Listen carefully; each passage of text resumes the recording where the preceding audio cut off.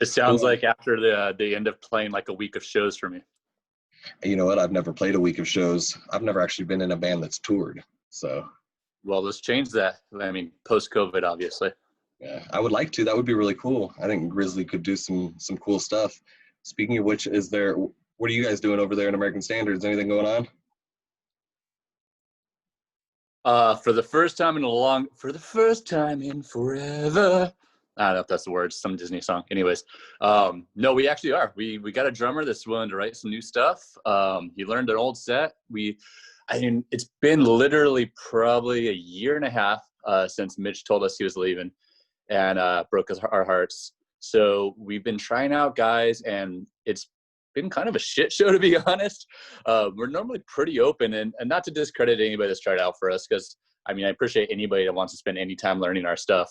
Oh, yeah. But typically we'll just tell them like, hey, here's 20 or 30 songs, pick whatever 2 or 3 songs you want to learn, get comfortable with them, then tell us when you're ready.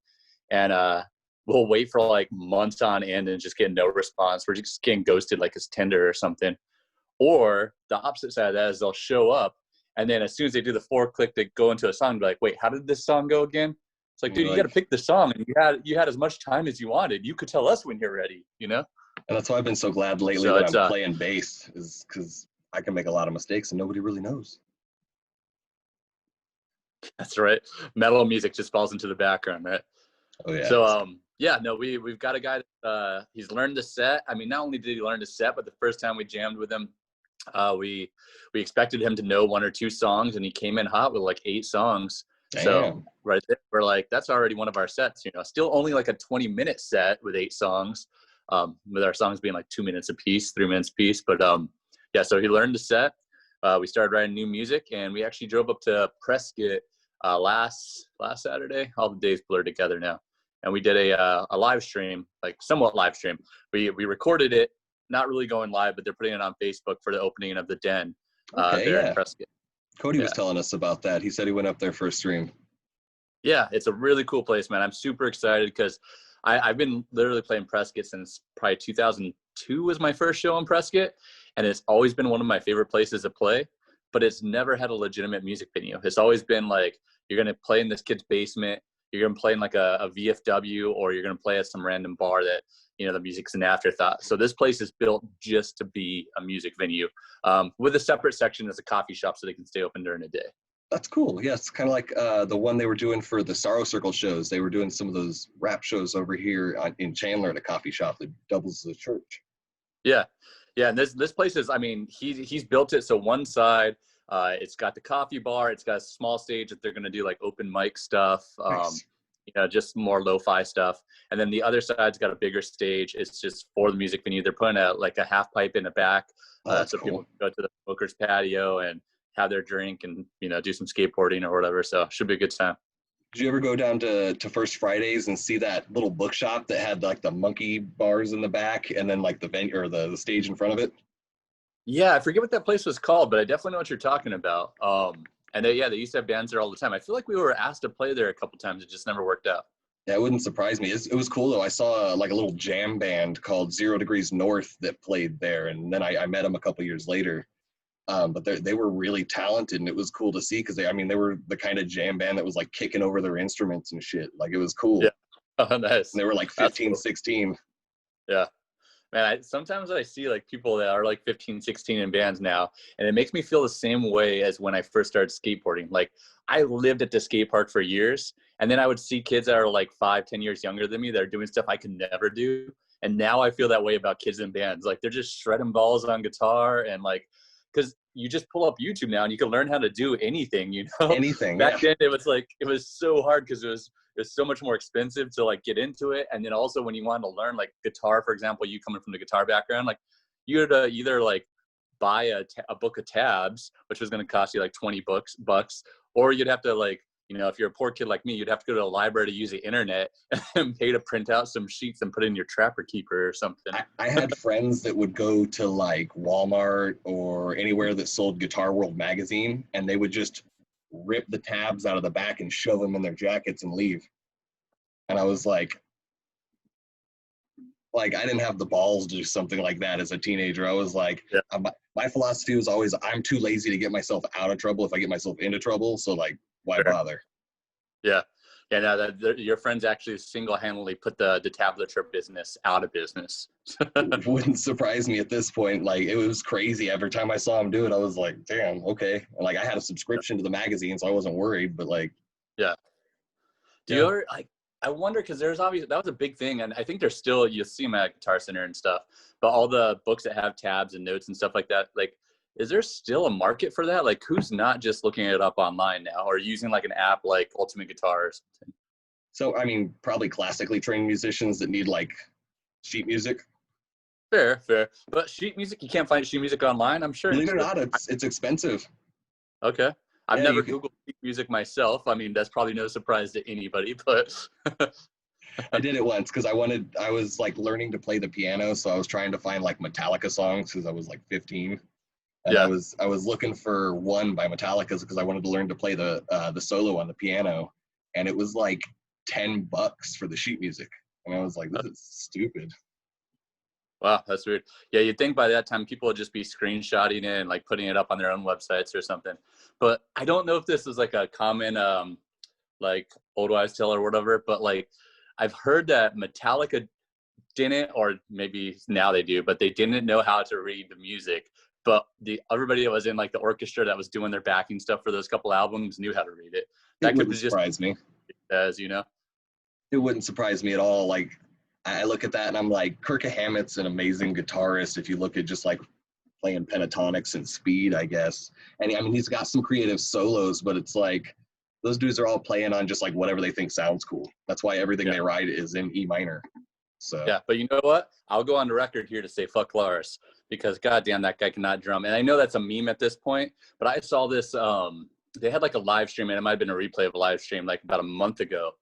And it was so embarrassing seeing him try to keep up and then occasionally actually stopping in a song and then jumping back in. And it's like, you have played this song for the better part of the last 20 years, probably at every show you've ever done. How do you not know this song? How do you screw up Master of Puppets again? Yeah, exactly. It's like, it didn't come as a surprise that you were going to play that song. Well, it's always, I think about like guys like Dave Grohl. Dude, he's so talented. He's got all these different bands he's been in. But man, I wish he would go sit down somewhere for a little bit because I'm tired of seeing it. Yeah. Like, have you seen this thing with Nandi, I forget her last name, Brumhall or Brumshall, that the little girl from like, I want to say she's from England, and she's like a drummer. She's probably like 11 years old, and she's been just crushing it doing all these drum covers, like of all kinds of big rock bands from, System of a Down to Nirvana and everything else. And Dave Grohl actually challenged her to drum off. And they've done some back and forth videos where they actually wrote songs for each other. She wrote a song called Rock and Roll. Cool.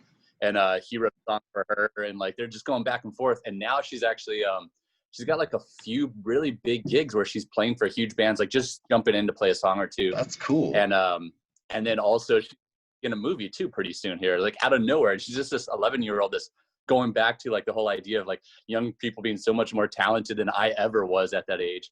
Like she's just crushing it. It's ridiculous. Well, it's like Justin Bieber got discovered on YouTube at 16. Yeah, that's like, very true. Yeah. I don't know how I feel about that because I'm like, not about Justin Bieber, about like if YouTube was as widely available when I was in like junior high school, we'd all be in trouble. Like, yeah, no, I maybe I would have used it like Justin Bieber and like became the next viral sensation, or maybe I would just have a bunch of cringy videos I would look back on of us beating each other up and throwing shit at each other. Yeah, exactly. No, I can't imagine that. Same thing, like, and this is making me sound like the old man yelling at a cloud, but like if you could in your like the pocket have a phone that had Google on it during high school, I would have learned nothing because I would have just been like, yeah, just look at my phone when I need it, Yeah. No, I thought about that too because like we didn't have like web capabilities when I was in high school either. I think I'm like 5-6 years younger than you maybe, so it's not too far a distance. But I had texting capabilities and that was about it. If I had the ability to actually look shit up and learn things like while I was at school, I probably would have had a lot more skills when I left school. Yeah, like to me, I don't know. I think in my head, this may be only me. It's like my brain's got like a storage capacity, and right now, like anything new I put in there pushes something old out. And I feel like throughout the entire day, there's so many things that I think is interesting that I Google, and I look it up. I'm like, oh, that's really cool. I had no clue how this was made or this was done. But then I almost immediately forget it like the next day, because I know it doesn't have any bearing in like the long term of things, you know? So although I learn stuff, it's like it's in that temporary storage, and then it just gets pushed out for the next thing I'm curious about. And see, and I have the opposite problem. I'll remember like, oh, you know, all polar bears are left-handed and women blink more than men. But I'm like, I can't remember how to, you know, do a basic thing. I'm like, this is dumb. Kind of jealous. Is that your cat there? I could kind of see the ears popping out. This is Max, nice. My son. He's nice. I'm actually you're in my brother's kitchen right now. So my brother is out of town for the week, and he has me watching his 2 dogs, which are the size of horses. Jeez. And I'm hoping they don't bark or like come check out what's going on over here. And then also 2 bunnies to the left of me here. So nice. I've got to keep them alive or my niece will kill me. Yeah, I've seen some of her videos. She might definitely kill you. She's going to give you the wrong flavored soda, and you're done for. This is true. I don't know if you saw the pictures. I showed Dipper for sure of when we were playing pool basketball. And not only did I get a black eye, you probably can't really tell, but I've actually got a scar now there from catching an elbow. So oh no, don't mess with a 12-year-old. Yeah, no, I remember being 12, like, and my parents would have pool parties or whatever, and we'd get playing like pool volleyball or something, and it gets brutal, especially any sort of alcohol involved, and then you get the kids who think they're smarter than the drunk adults, and it just ends up like a whole big battle. It's hilarious. Yeah, no, I got to be the drunk uncle that had, like, I actually had my sunglasses on, so that's really what did me in, was when I caught the elbow.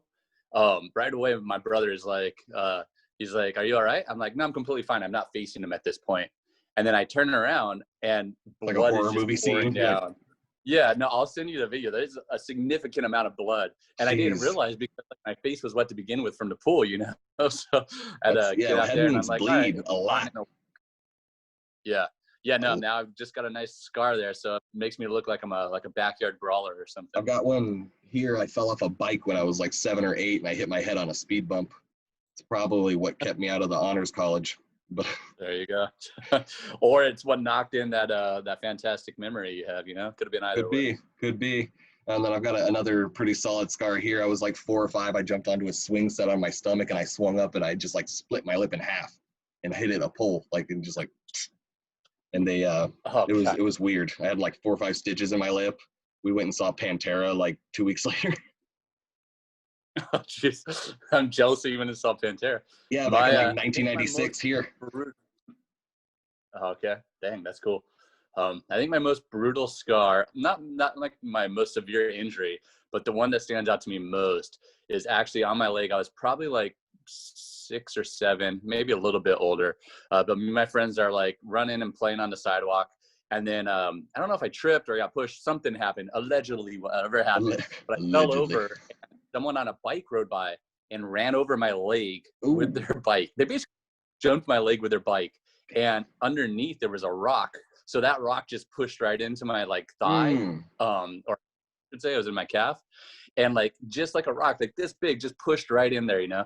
And it was bleeding so much. And I got home, and I used to be so afraid of my dad, because he was kind of like the stern type, you know? Mine too. And I didn't want to get in trouble.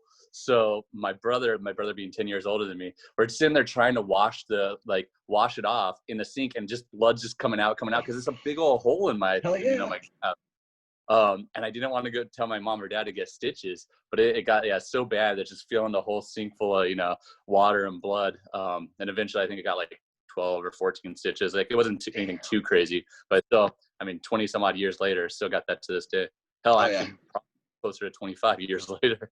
Jeez, I did, when I hit my head, I didn't really have a choice, because like my friends found me like half unconscious laying on a speed bump bleeding, and so they just like, they just grabbed me by my arms and dragged me to my front door, and were like, "Help, help," and my mom freaked, and then I ended up with a concussion. There you go. And now look at you, you're doing great. Right? So what have you been doing since quarantine? Anything fun? I mean, up until about a month or so ago, about a month and a half ago, we haven't been doing a lot of band stuff. So the biggest thing, I mean, I've been doing a lot of random groupon stuff. You know, I'm big into that. So we've done a lot of kind of wild, just random stuff. A couple months ago, we in the course of 1 week, I went kayaking. I stayed in a treehouse Airbnb, which was awesome in Prescott. Very cool. We did some skydiving. We did some Rocky Mountain climbing. I rode a bull named Fu Manchu. Nice. And I loved deeper, and I dreamed sweeter, and I lived like I was dying, actually. Wow.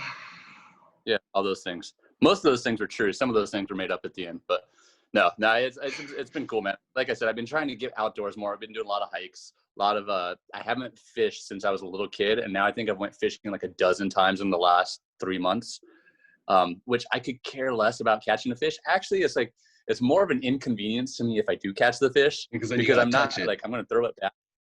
Yeah, but then I feel bad for the fish because I know I'm going to throw him back. I'm just inconvenience his day. Now I've got to deal with this. I'm really just why are you late? I got caught. Exactly. Bullshit. Let me see the inside of your lip. Sorry, Mitch Hedberg. Outside of that, I finally got PlayStation Plus. Nice. So I'm behind the times. Now I'm online just getting my ass handed to me by 12-year-olds, which is the theme of this conversation, is like younger people just consistently make me feel bad about my abilities. And anything I think I'm good at, there's always someone that's infinitely better than I. So it's probably it's usually younger. Yeah.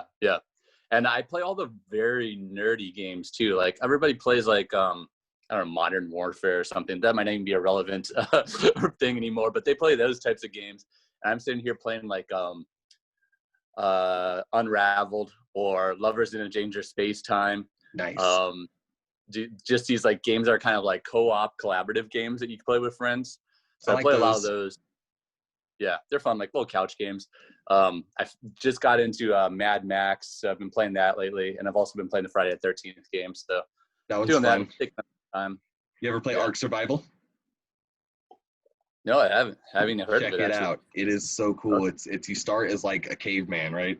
And you go through and you have to like gather resources and build technology. So like you go through and you'll build like hatchets, and then you can build like guns, and like you tame dinosaurs, and there's like 280 different like unique animals that you can tame and kill and like track through the game. And the maps are huge, cool. Expansive. I've been obsessed with it since March. Even my wife likes playing it, and she and I normally don't play like games like that together, but it's cool because you can put it on like creative mode and just build, and you can like go and find dinosaurs and tame them and like explore it all, and it's a lot of fun. They have that one, and then I've been playing a game called Subnautica that's like just an underwater version of that almost. But I am terrified of the ocean, so it's like a constant anxiety attack. I have noticed coming from up until this year, pretty much only playing retro games that came out like 20 years ago. You know, I was still playing my like NES and Super Nintendo almost daily. So now playing like PlayStation 4, I'm noticing that there are like a very few types of games, and then every other game's like a clone of that game. Like the Friday the 13th game, like you said, there's ones like that. There's also, I just got Dead by Daylight. It's essentially the same concept. I'm going to get this game today actually called 7 Days to Die, which sounds a little bit about like that caveman game, but essentially it's like it's a co-op game, and it's you and a friend, and you're trying to survive a zombie apocalypse. So you have to like scavenge and find things for food and to build your shelter and stuff. So we've got one like that called DayZ. It's pretty similar, but it's all online, so you can only play in online worlds and like travel through the towns and gather like hats and armor and guns and stuff. It's pretty neat. Cool. Well, if you're playing on PlayStation 4 or anybody else that watches this, who the hell's watching it this far in, but if anybody is, and you're really good at a game, I need a ringer. So let's play, because all my friends are also just now getting into some of this stuff. So every time we play like any co-op stuff, we're both just getting destroyed. And luckily, like maybe luckily, I don't have a headset yet, so I can't hear the horrible things that they're probably saying about us. You should be able to plug in just headphones into your controller, I think. Oh, really? I didn't even see it. That shows my novice at being a PlayStation 4 player. I've got the controller right over here, so I'll have to check. Yeah, check it out. I know because I'm the only person in the world that has an Xbox or an Xbox One, I guess. I my controllers do that where you can just plug in headphones into the bottom, and it's kind of cool because even when you're like watching Netflix with it, or if you wanted to like play that game DayZ, it sounds like the zombies are chasing you, and it's kind of scary. It's a lot of Okay, anxiety induction. It's pretty fun though. Yeah. cool. So Give it a try. we've got your Did You Hear That episode coming out on Monday, featuring your song Broken Culture that you said was one of the new ones on you guys' set, right? Yeah, we actually just played that, like I said, for the live stream, along with some other songs that we probably played maybe once or twice ever as a band. Some of them we actually, I think, recorded, like we wrote them as we were recording. So it was pretty cool to be able to bring those songs back. That's awesome. Well, keep a lookout for that. We're probably going to post this one today, just as a hey, everybody, check it out. Here's a casual conversation. Let's talk with Brandon, and then keep an eye out for the rest of the schedule next week. There will be an article about my experience with Sasquatch. There you go. Well, I mean, first off, congrats to you on everything you've been doing. I think I know I told you in the Facebook Messenger, but it's cool to see like how into this you are right now, where you just built like this whole backlog of stuff. You've got a whole schedule and everything. I think that's really cool. And that's when it comes to like what are you spending your time on during quarantine, I think that's probably a pretty healthy outlet for like, you know, connecting with people and also being creative. So really cool. Well, it's been nice too, because I mean, normally the reason I haven't had a lot of time to do this previously, you know, I was working, I was driving, you know, half hour, 45 minutes every day. And I was out at shows, you know, I was out practicing, and now, so I'm stuck at home a lot of the time. I figured, why not be productive? You know, I started learning some new, some art styles, learning how to do neon, and just kind of Yeah, I saw that. That's designing cool. logos and learning art techniques and trying to be productive, because otherwise my ADHD will kill me. So Yeah, that's what it's all about, man. I think the biggest thing that's drove me in the band and just in life in general is like have some big goals that's going to take, you know, months, years, stuff to get there, but have something every day that you feel like you're a little bit further today than you were yesterday. And I think that kind of is what at least keeps me sane. that's awesome. That is, I agree. It's, you got to have something to look forward to. And on that positive note, we're going to go ahead and end this one. And we'll see you next time, Brandon. Thank you so much for joining us. Yep. Take it easy, man. Thanks.